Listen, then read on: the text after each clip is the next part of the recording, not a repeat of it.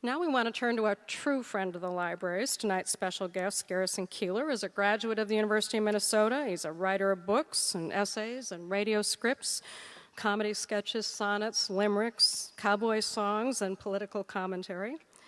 He sings, he channels memorable characters, and takes us back to an extraordinarily familiar hometown, which, like his friends gathered here this evening, boasts a citizenry that is always above average, right?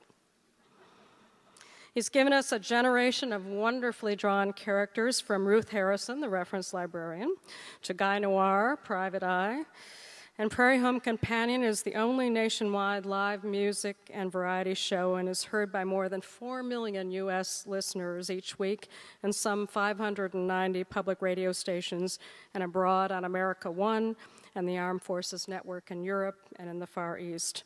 That's an amazing accomplishment and an extraordinary body of work if you think about it. He's been a good friend of the libraries and a supporter. In 1993, he was featured at the very first Friends of the Library event, and upon that occasion, he said, "The University of Minnesota is one of the glories of our state, and I trust you know, but I wonder if you know of the importance of the glorious library. It's a momentous excellence in our state. This quiet institution has no end of patrons." We're not all that quiet anymore, by the way. "And as an old patron who has spent countless hours in the reading room and the stacks, I have happily agreed to be one friend, and I hope you will join to be another." And then later, on our 10th anniversary of the Friends group, he joined us again for what was billed as an evening of ribald literature, and I'm sure those of us who were there remember it well. Quite an evening. And so tonight, we get a chance with appreciation and anticipation, really, to welcome Garrison Keillor to our stage again for a third time. So please join me in welcoming Garrison Keillor.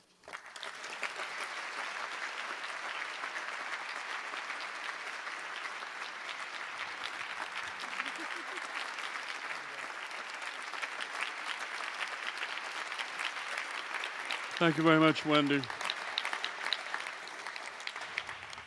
Thank you so much. What a much too generous introduction.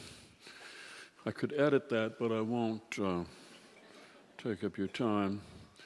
I'm a little bit bitter that I was not invited to give the Pancake Poetry Series reading in April. I was beaten out by Lewis Jenkins, even though he writes prose poems, which in the prose business we call paragraphs. I write poems that rhyme and that have a meter. In fact, I wrote one. I should start with it. I'm a radio man for 35 years, doing an old variety show based on some I used to hear when I was your age long ago. Critics pointed out my debts to Bob and Ray and Fibber McGee, but alcohol and cigarettes swept those critics out to sea. And to 20-year-olds who were born too late to hear the great Fred Allen, I'm the inventor of the form, sailing the airwaves like Magellan. A thief who escapes and is not hung may yet be honored by the young. Plagiarism. It is spring here on the frozen tundra, and as always, it is late, and as always, we are thrilled by it, although being Midwesterners, we're able to conceal this very well and keep it to ourselves. We are a famously well-behaved, self-repressed people. And most of us believe that that's a good thing, especially in the library. I am a high decorum person.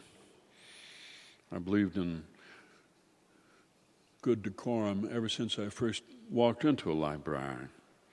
It was no more than what was expected of us.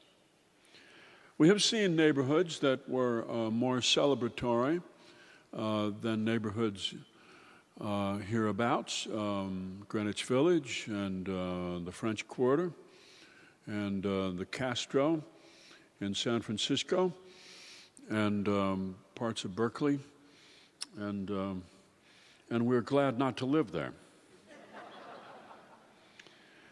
We know how to be appropriate, we in the Midwest, and we try to be. And when we're tired of being inappropriate, we're happy to go elsewhere, to Greenwich Village, to the Castro, West Hollywood, New Orleans, Las Vegas, and be inappropriate there among other people, and then return. I live in St. Paul, which is a very high decorum city just to the east of here, the city for which the GPS was invented. And we observe a very high standard of decorum. There is no hip young neighborhood in St. Paul. We made sure of it. Minneapolis has 3 or 4 of them, and they are welcome to them. On May Day morning, when it snowed, in St. Paul at least, I don't know about Minneapolis, you saw Midwestern fortitude at its best. In my house, at least, and among all of the people I talked to that day, there was never a mention of snow. It fell without anybody commenting on it. People probably looked up to the sky and they thought what they wanted to think and said what they wanted to say to God Almighty, and to remind him that it was May. But nobody said anything about it. And then the other morning when we got that beautiful, beautiful thunderstorm and you felt the electricity in the air, it was so unspeakably thrilling. You could see it in the people around you. You could see the undead coming to life.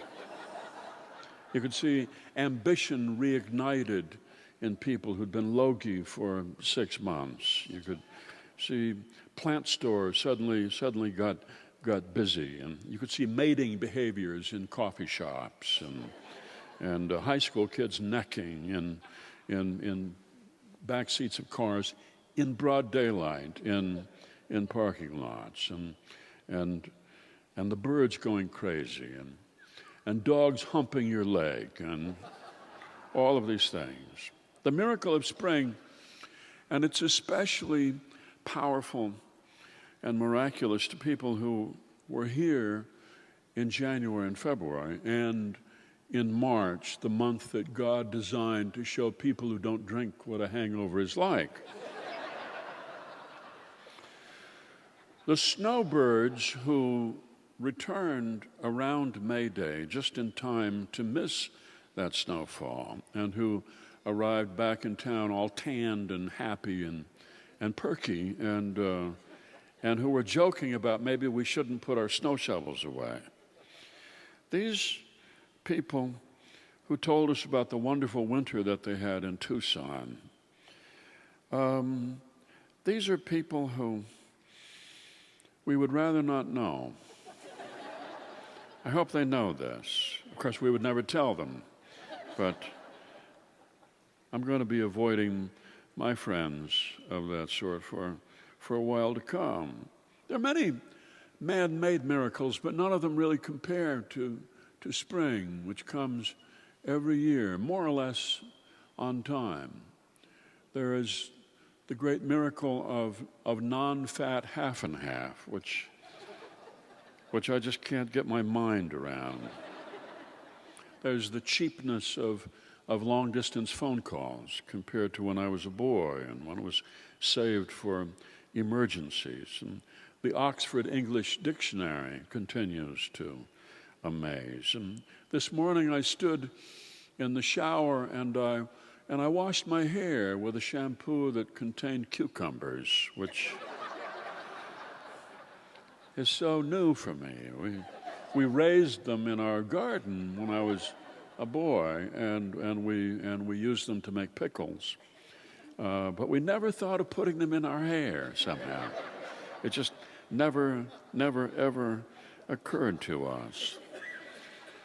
But the advent of spring, which enlivens us, even Minnesotans, when at last you can walk barefoot out into the world and sit under a tree and drink your coffee, and you can tear yourself away from your computer screen, and you can walk briskly in your neighborhood, and you can see who else lives here other than yourself.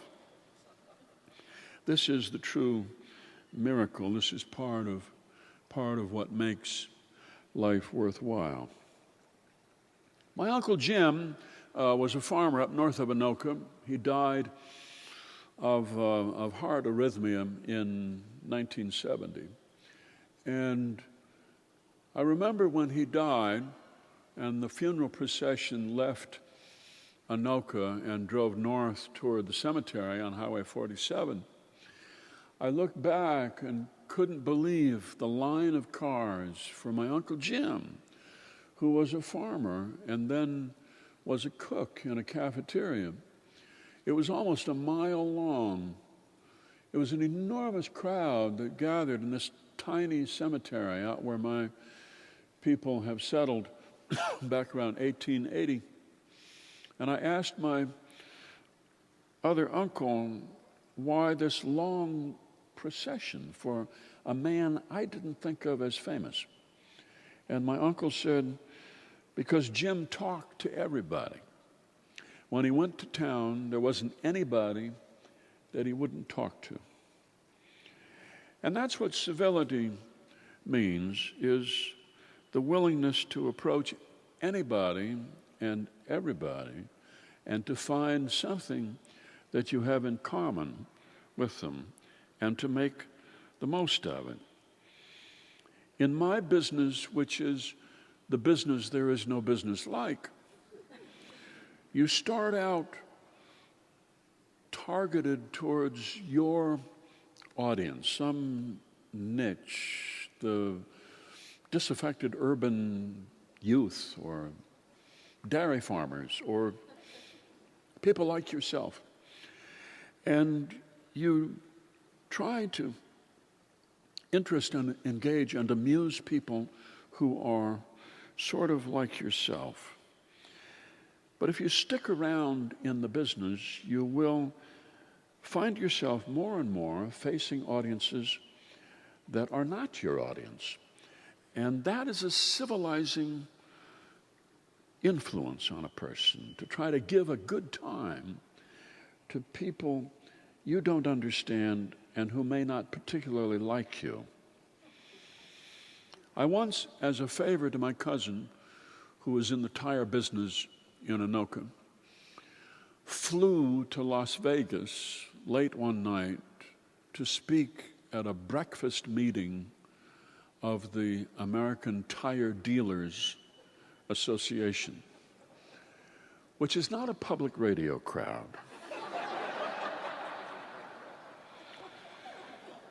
It was 7 o'clock in the morning, and I was trying to amuse burly men who had hangovers. And that's when you give up talking about yourself, and you just tell jokes. That's all they really want. I'm proud of my performance that morning in Las Vegas, for which I was not paid. I don't take money from relatives. We work on a barter system. But it was a very civil morning. The willingness to meet anybody halfway, to look everyone in the eye, to engage, to connect, is the basis of civilization. And it's an attribute that is ever in danger in our culture, which is a culture enamored of the automobile. Riding around in a steel box can turn a person into sociopath.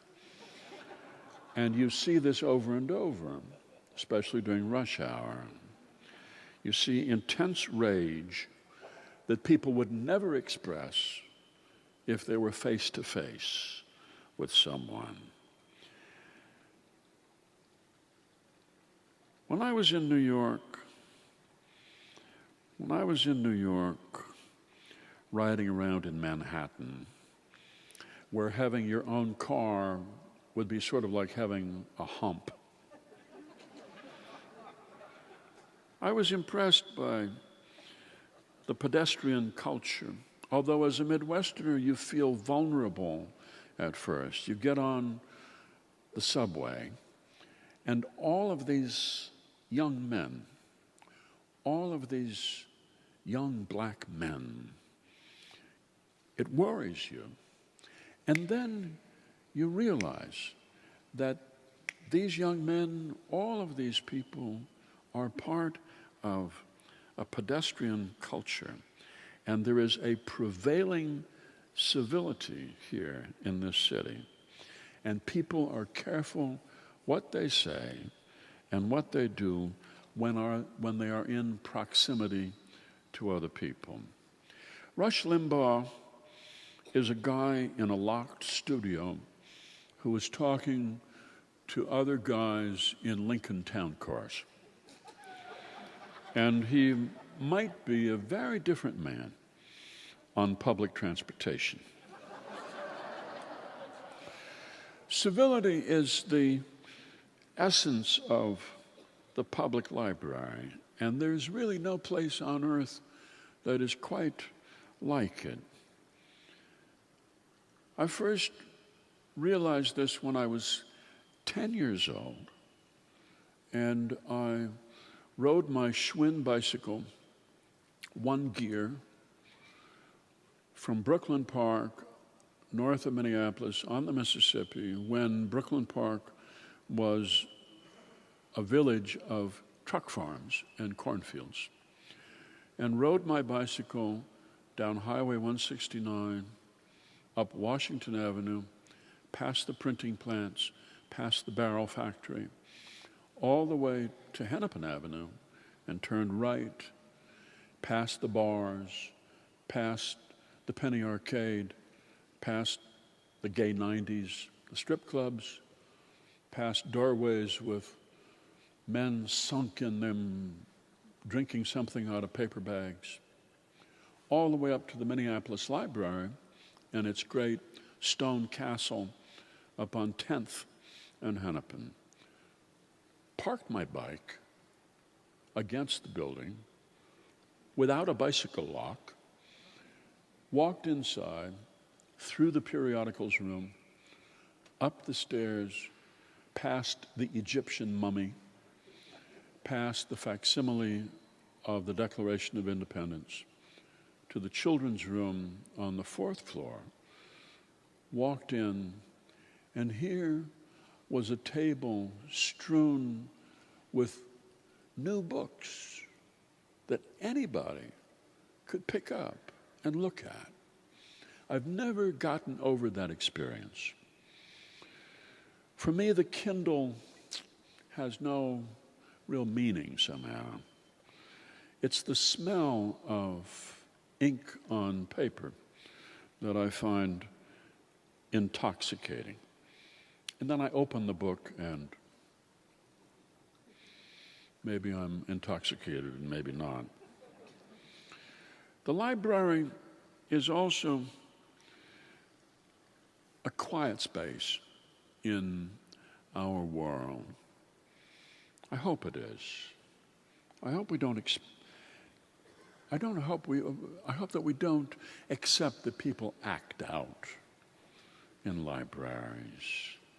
It's a quiet place, and we need that in this world. Everybody's very, very busy.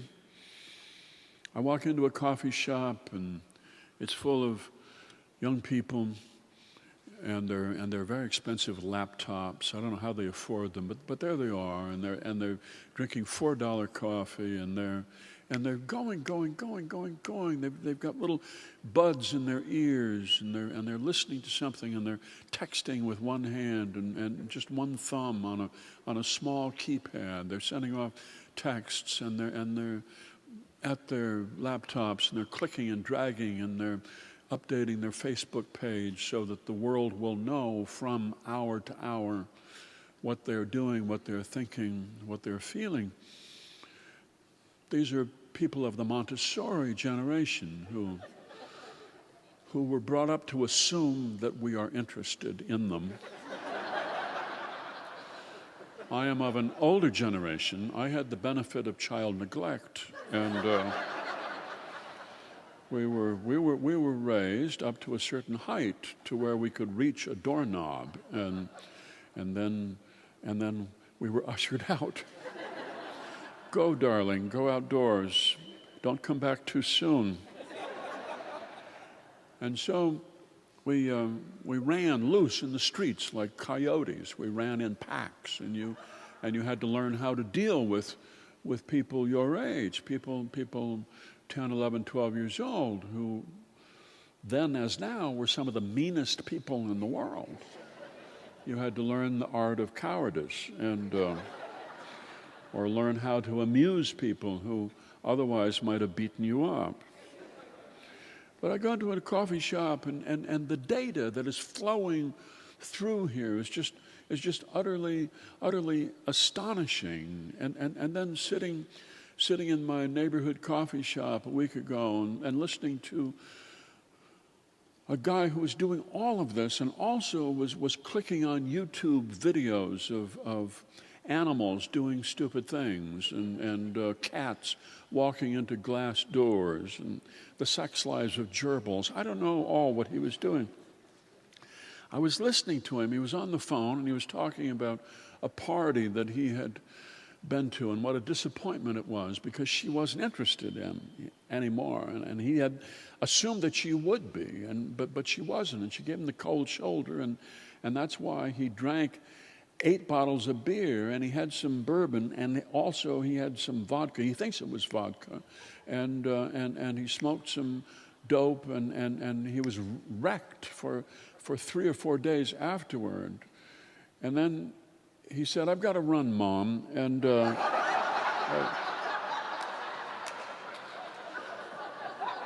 this is a generation that is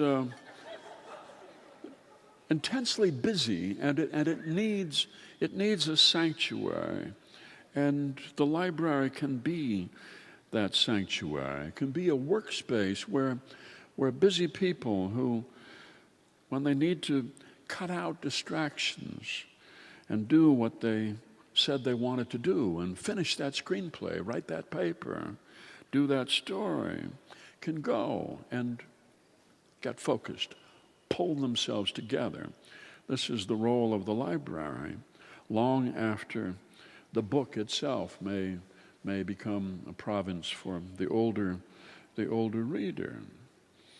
If you want to do something, you have to bend your will to it and not be distracted by online solitaire and YouTube videos. It may help you to sit in the reading room surrounded by other studious and industrious people under the eyes of librarians who enforce the sort of decorum that gives each person in the room the freedom of his or her own mind. The library is also a vending machine for books, all the books that people want to read, and the books about crises, books about World War II air raids, Battle of Britain, thrillers, sirens going off, and all of the books that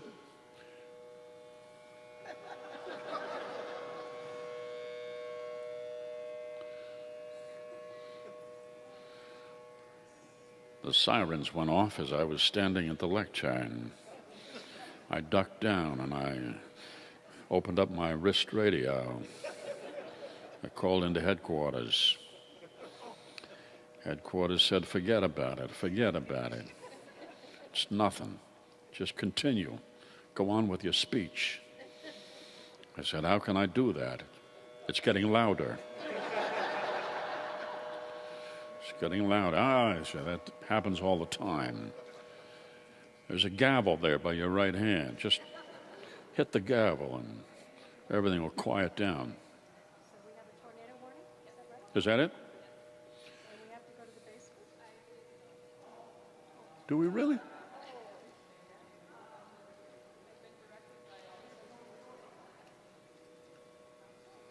Oh, bless my heart.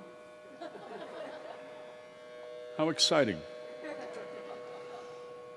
Let's move then as directed, and let's move in a quiet, courteous way, talking among yourselves so as to keep the level of panic low.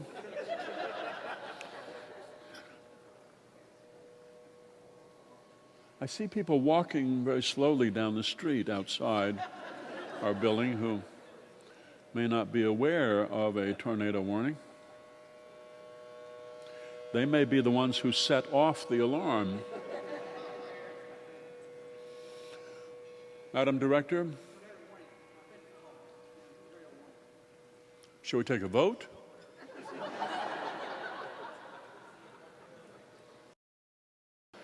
Minnesota, hail to thee. Hail to thee, our college dear. Thy name shall ever be a beacon bright and clear. Thy sons and daughters true will proclaim thee near and far. They will guard thy name and adore thy name. Thou shalt be their northern star.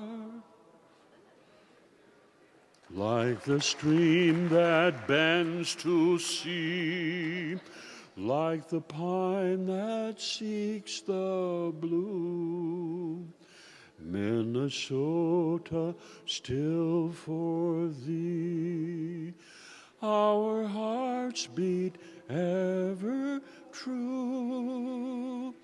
From the fields and prairies wide to the forest standing near, to thy name we talk, we will gladly flock. Minnesota, hail to thee. Minnesota, hats off to thee. To our colors true we shall ever be. Firm and strong, united are we. Rah, rah, rah for Sky-U-Ma. Rah, rah, rah, rah, rah for the U of N. M-I-N-N-E-S-O-T-A.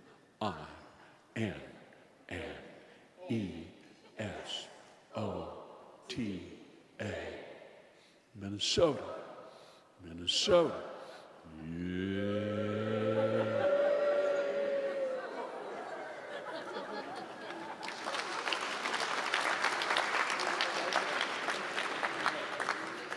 Is everyone up out of the cellar? Oh, the line. Oh, they're still coming. People are still coming. Oh, beautiful for spacious skies, for amber waves of grain, for purple mountains' majesty above the fruited plain. America, America, God shed his grace on thee and crown thy good with brotherhood from sea to shining sea. beautiful for pilgrims' feet whose stern impassioned stress a thoroughfare for freedom beat.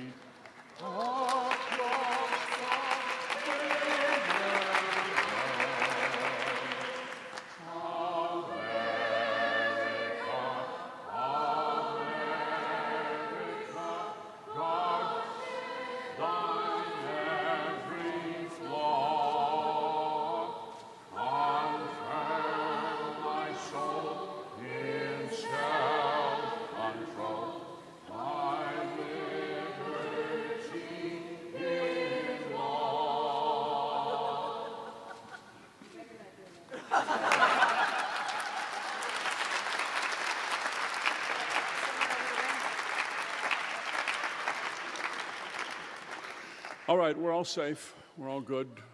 We're going to move on now quickly to the. I will add my remarks to the record, and I so move. All in favor? Aye. Thank you. And I'll give that speech another time. Thank you very much. Are there any questions from this fine audience? Any questions about tornadoes? Any question about why the Anoka High School teams, their nicknames are the Tornadoes? Any questions about WCCO and storm warnings? What it was like in the old days? No, I'm not worried about Lake Wobegon at all. It's Garrison, Steve Benson. Garrison, did we see you in good Minnesota fashion go to the door and look outside before you headed for the cellar? This is what all Minnesota men do, Mr. Benson. Minnesota men, when the radio says no unnecessary driving, we immediately get into our cars and we head for town. And when there is a storm warning, we go outside and watch it. I didn't see you out there, Steve. Any other questions, or does that cover it? Take your time. Yes. Oh, here's a question down front from a fellow artist. I am Maria Jetty from Esterville, Iowa. Mm-hmm. And I'd like to know, in your student days, what areas of the university libraries did you most frequent? What areas of the university library did I most frequent when I was a student here? I was a student here in ancient times, and so Wilson Library did not exist. Wilson Library was just a series of small frame houses occupied by immigrant Swedes. And I'm sorry? A question? No. I frequented Walter Library, and this was in the days when smoking was everywhere, and so I sat in the basement of Walter, and we used small tuna fish cans for ashtrays. They were painted a dark gray and black. So I sat down there and I chain smoked unfiltered cigarettes to prove that I was an intellectual, and I read books, and it was wonderful. There was a long reading room on the first floor of Walter, but Walter had the sort of magnificence that you want a library to have. It had those marble staircases and great balustrades and brass work and so on. The people who most need a library are people who have no money whatsoever, which is the case with most people starting out to be writers. And so to be surrounded by opulence gives some dignity to what you're doing. I loved Walter for that reason. And when Wilson came along, I went over there. But it was it was just a big warehouse. It didn't have the class that Walter Library had.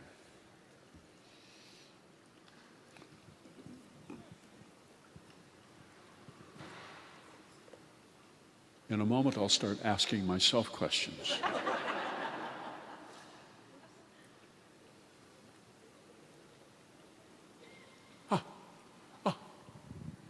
Yes. I just wanted to ask if you've seen Walter Library in the last couple of years after they rehabbed it. It's gorgeous again. It is, really? Yes, it really is. It's worth a visit. They did a great job in the opulence direction. Good. They had a sort of had a reading room with a sort of an ornate sort of gold leaf ceiling. They recovered that. It looks gorgeous. It's worth a visit. They covered it? They recovered it. Oh, they uncovered it. Uncovered it. They made it great again. It really is worth a visit. Good. Well, then I will. I love those ornate reading rooms, and there aren't as many of them as there should be. The one in New York, the New York Public Library, those great reading rooms up on the third floor, I guess. You go up those long marble stairs that are like something out of Tsarist Russia from the Tsar's Winter Palace, and you go up there to those long tables, long oak tables, and the long library lamps. I sort of recall Walter in the same way, those library lamps with the green glass shades, and you sit there in utter silence. You hear pages turning, and this was before laptop computers, so you didn't have that little clickety click. You know, you had the sound of pencil lead on paper, and the sound of pages turning. It was remarkable to somebody who wanted to be a writer, and who at the same time as he wanted to be a writer, talking about myself, also felt that it was sort of a hopeless enterprise. I was in the 8th grade in Anoka High School when my English teacher, Frayne Anderson, gave me a copy of the New Yorker magazine and said, "Here, I think you would be interested in this." It's a copy I still have, and it's a copy of the magazine with John Cheever and S.J. Perlman and A.J. Liebling all in one issue. The cover price is, I think, 75 cents.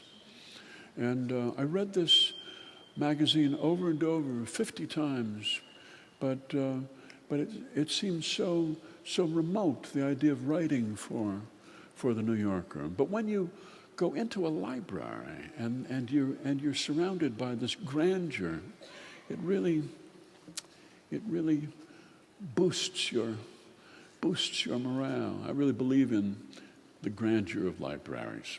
I'm the only one left who does, but I still do. I think they're supposed to be fabulous, expensive places.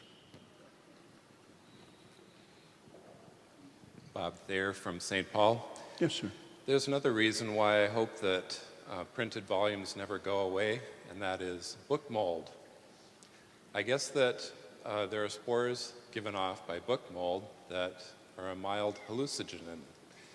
And when we informed my straight-laced mother, who was also a librarian, about this fact, she was quite chagrined to learn that all these years she'd been feeling great in the library and inhaling all the book mold spores. Good. Glad to hear it. Mr. Keillor, my name's Tom Fisher. I'm a great fan of your Writer's Almanac. Could you talk a little bit about the process of putting that together and a little bit about your own writing process? How are you so productive? How am I So productive, productive as a writer? Oh, I don't feel productive. I feel that I'm a slow writer and I'm a recalcitrant writer. But I do get up every morning, and the earlier the better. I got up at 2 o'clock in the morning on Monday, and I just felt so lucky to rise up out of your dreams after 3 hours and go downstairs in the great silence of early morning and sit with a pen against a legal pad and write. I've been doing this since I was a child, and it's the one steady thing in my life is putting a pen against a piece of paper and feeling the line. I've been doing it seriously since I was 13 or 14, and I wanted to go out for football at Anoka High School, and I went down to the Mork clinic, and Dr. Mork listened to my heart and heard this little click of a mitral valve prolapse, and so he wouldn't sign the slip to let me play football, which was disappointing. But if you lose out on one opportunity to impress girls, there are always other things you can do. And so I chose that. And out of that missed opportunity to become a mediocre football player, I went on to become a mediocre writer. And I've been doing it since I was a kid. The Writer's Almanac is it's an odd little public radio show. It's 5 minutes in length, which is odd in itself, and it's a few historical elements, and then a poem. I choose the poem so that it can be grasped by a listener on first hearing who is doing other things and who is frying up eggs and yelling at children and hustling to get somewhere. And that goes against my upbringing as an English major, which taught me to value opaque poems that needed me to explicate them. But for the Writer's Almanac, I choose poems that are very clear statements and no blowing smoke, just the straight thing, as straight as the poet can afford to be. We have a question over here. Yes. Oh, hi, Garrison. It's Marianne Moriella, Wobegon woman. Is there what? A Wobegon woman. Would you share, or could you share, a latest inspirational poem that you really delighted in writing? A poem of mine? Yes. You're asking me to recite a poem of my own? I am, or start and make it up now would be wonderful. Oh, bless your heart. Bless your heart. Well, should it be a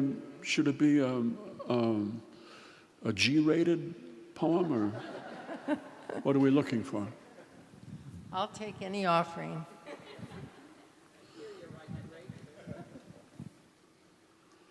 Well, I've written a whole batch of sonnets, love sonnets. Some of them are, and then some of them are even more so. And those are the only. Let me see. What my eyes get misty when I think of Julie Christie. If a man wished to be kissed, he would want it to be her lips. I love you truly, my darling Julie. You'd make a king a fool, he would launch 1,000 ships. And today you are turning 66. Time is still playing its cruel little tricks. I still see you walking through the snow, looking for your lover, Dr. Zhivago, in the bad old days of long ago, as the Tsar and Tsarina and the bourgeois go off to the Gulag archipelago. Let's go to a hotel in Chicago.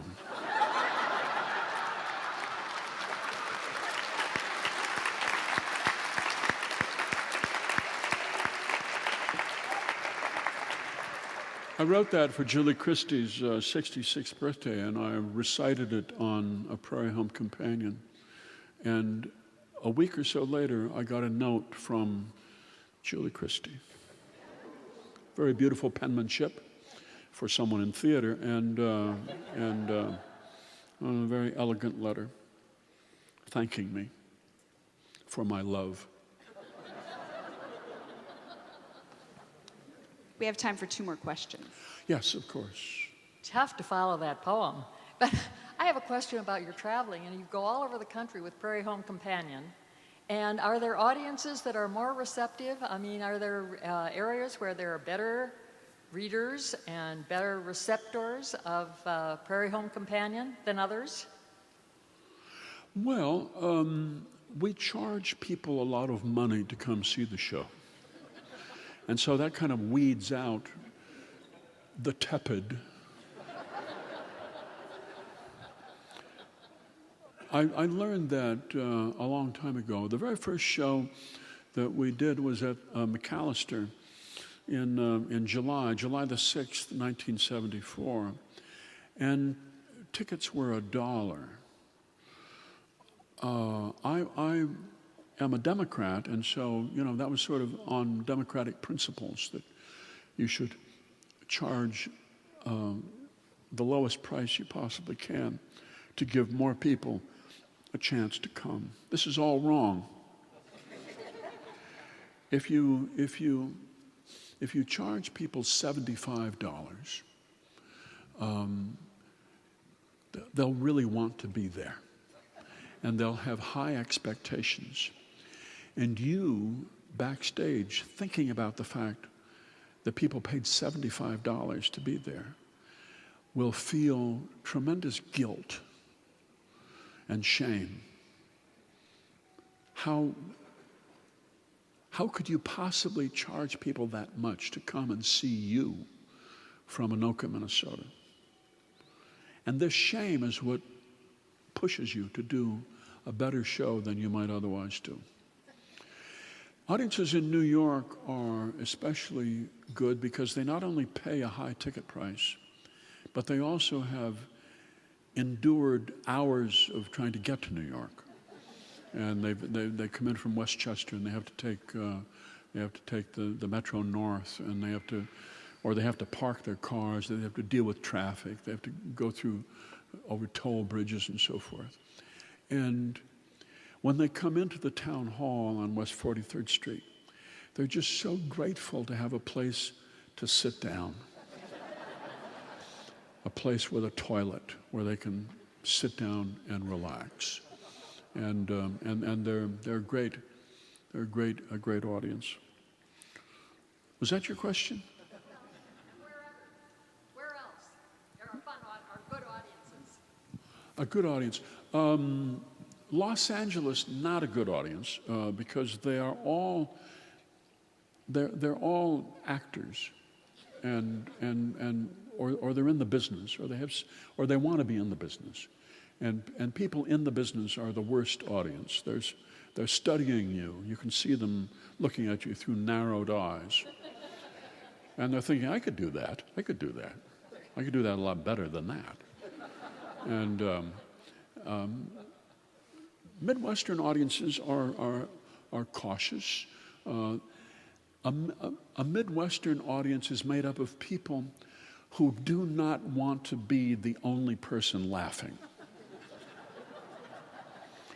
And so they wait to make sure other people around them are laughing before they do. They don't want to laugh at a joke which is in poor taste or which is sexist.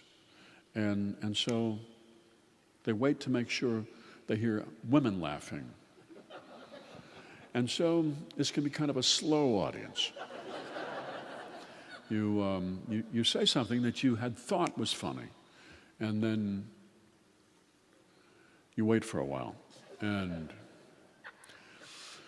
so it's a little nerve-wracking. And also with a Midwestern audience, there's always the fear that relatives are there.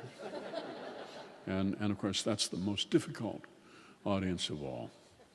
Any audience where you know your mother is there is going to be tough. People have almost canceled a show because they knew that their parents were in the audience. One excellent reason for moving to New York. All right? Final question. Is that good? I just wondered, what was your favorite story as a child, and what now is your favorite poem? Well, most of the stories that I heard as a child were stories from the Bible. And I can't say that they were my favorites because the stories that were told to us and emphasized were rather frightening stories. The story of Abraham and Isaac, and Abraham leading his son up to the top of the mountain with a knife. And Abraham was a man of God, and if God had told him to cut the boy's throat and offer him up as a sacrifice, Scripture makes clear that he would have done this. My father was a godly man. We had knives in the house.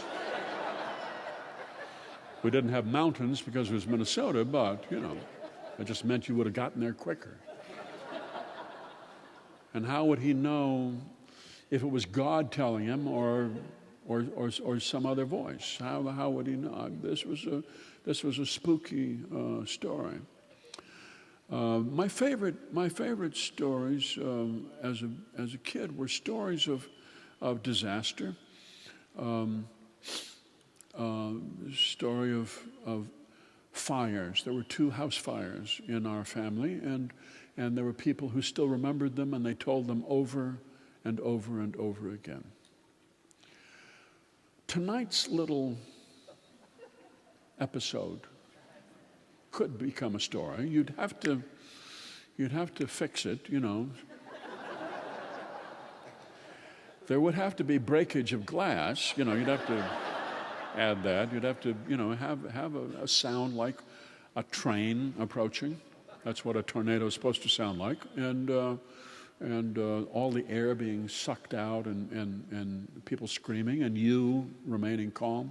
And that could be a good story if you run into people who, don't live in Minnesota. If you call people down in Arizona later tonight, you could tell that. They would love to hear it, actually, Any stories about weather in Minnesota are very popular, down south especially.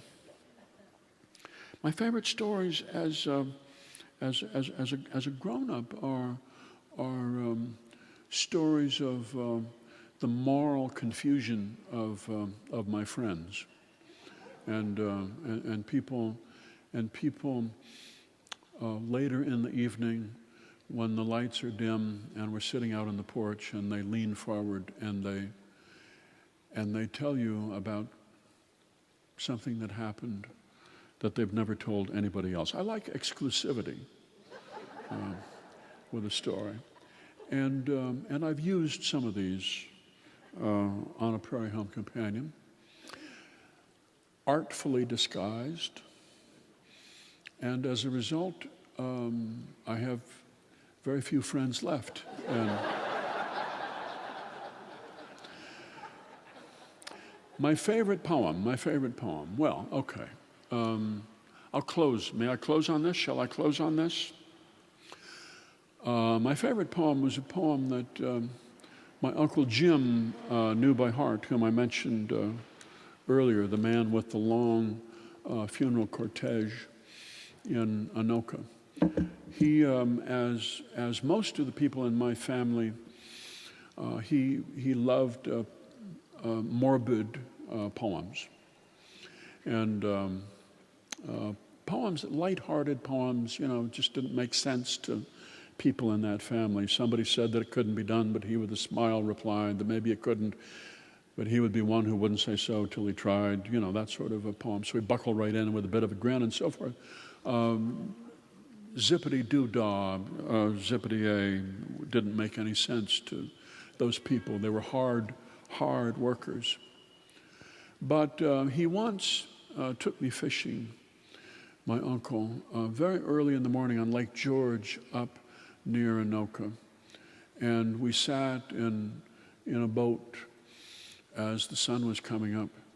And he recited a poem to me that I've known for years. 'Twas many and many a year ago in a kingdom by the sea that a maiden there lived whom you may know by the name of Annabel Lee. And this maiden lived with no other thought than to love and be loved by me. She was a child, and I was a child in the kingdom by the sea, but we loved with a love that was more than love, I and my Annabel Lee, a love that the winged seraphs of heaven coveted, her and me. And that was the reason, as all men know in the kingdom by the sea, that a wind came out of a cloud, killing and chilling my Annabel Lee, so that her high-born kinsman came and bore her away from me and shut her up in a sepulchre, in a tomb by the sounding sea. But neither the angels in heaven above nor the demons down under the sea can ever dissever my soul from the soul of the beautiful Annabel Lee.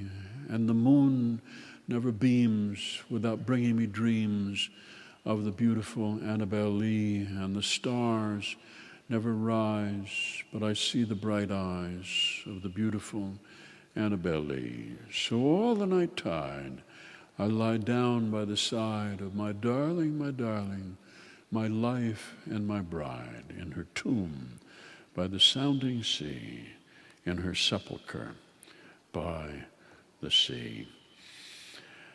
But not yet. We escaped tonight, you and I. Not yet. Thank you so much.